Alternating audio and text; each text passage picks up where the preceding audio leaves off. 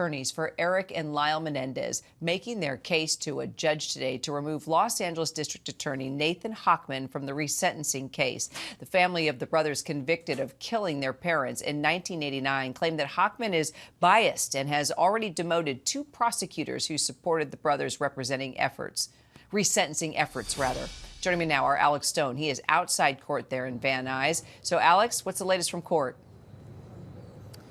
Yeah, Kira, so we just came out of the courtroom. A couple of breaking details, and right now Mark Garagos is over my shoulder. He's briefing everybody right now. But first of all, Garagos is rescinding his attempts to try to get the DA, which, by the way, the DA, Nathan Hochman, was actually in court today. He was arguing himself. That is unusual for a district attorney in Los Angeles to do.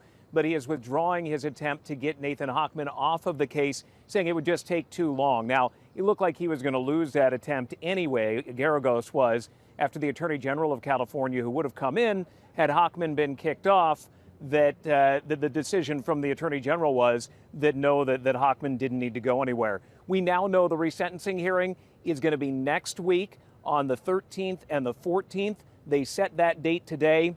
And Kira, going through some of this secret risk assessment, this confidential risk assessment that was done by the California Parole Board, some of those details came out in court a moment ago. We know that both of the brothers were found to have a moderate risk if they were to be released into the public, a risk of reoffending to the community.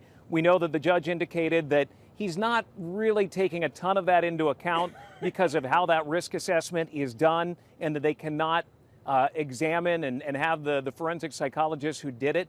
They cannot be questioned in court. So he indicated he's going to look at it, but he doesn't know how serious that's going to be. Their violations mainly were cell phones in prison, something they were not allowed to have. Also, Lyle was found to be narcissistic, according to the doctors who did the assessment. So we're getting some of those details as well.